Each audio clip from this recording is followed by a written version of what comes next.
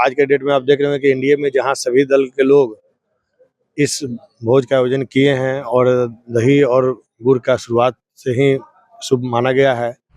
कांग्रेस का जो दही चूड़ा का भोज का आयोजन था उसमें भी कोई बड़े दल के नेता एक दूसरे के पास नहीं जाते हैं, तो कहीं ना कहीं यह संकेत देता है कि महागठबंधन में कहीं कुछ भी ठीक नहीं है कि एनडीए में शामिल होंगे और उन लोगों से लगातार बातें हो रही है और आने वाले समय में सब एनडीए में शामिल होंगे। भोज को लेकर लगातार राजनीतिक पारा हाई हो गया है। जहां कांग्रेस अपने ही कार्यालय में मकर संक्रांति का भोज मनाती है तो अपने ही उनके 6 विधायक में से एक भी विधायक उपस्थित नहीं रहते हैं। वहीं तेज प्रताप यादव के कार्यालय में आज मकर संक्रांति का भोज मनाया जाता है और बिहार के बड़े नेता यानी उप मुख्यमंत्री विजय सिन्हा उसमें शामिल होते हैं। हमारे साथ बातचीत करने के लिए अभी बिहार सरकार के मंत्री संजय सिंह हैं। सर, किस तरीके से देख रहे हैं मकर संक्रांति का जो भोज है उसको लेकर राजनीतिक पारा भी कहीं ना कहीं हाई दिखाई दे रहा है?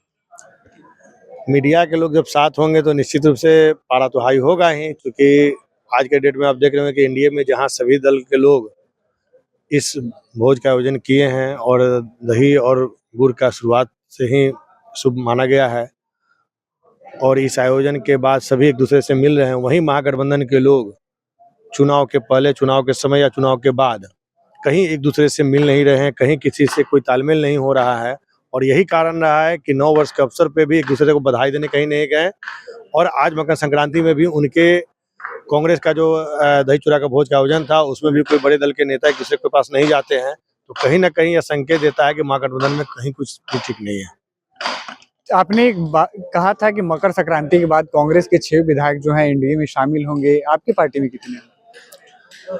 देखिए, हमने उस समय भी कहा था कि एनडीए में शामिल होंगे, हमने ये नहीं कहा था किस दल में आएंगे और अभी भी हम कह रहे हैं कि एनडीए में शामिल होंगे और उन लोगों से लगातार बातें हो रही है और आने वाले समय में सब एनडीए में शामिल होंगे। तेज प्रताप यादव का एनडीए के साथ करीब होना, इसे किस नजर से देखते हैं? देखिए, ये तो उनका व्यक्तिगत मामला है, व्यक्तिगत रूप से वो मतलब क्या सोच रखते हैं ये तो वही जानेंगे, दूसरा तो इसमें कोई बता नहीं सकता है, उनकी अपनी सोच है। तो अब इसमें उनका आने वाला समय में क्या अगला कदम होगा ये तो वही बता पाएंगे। गड्ढे को लेकर एक बड़ा बयान दिलीप जायसवाल ने दिया, जहां गड्ढा दिखेगा अगर उसकी फोटो भेजिए और 5,000 रुपये दी जाएगी। इस पे आपका क्या राय है?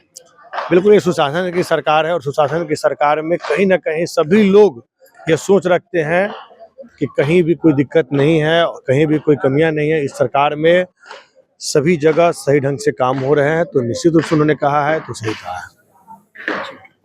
तो ये थे बिहार सरकार के मंत्री संजय सिंह, जिनसे हमारी बातचीत हो रही थी। इन्होंने कहा कि मकर संक्रांति का भोज जो है वो कहीं ना कहीं महागठबंधन के लिए गले की हड्डी बनने वाली है।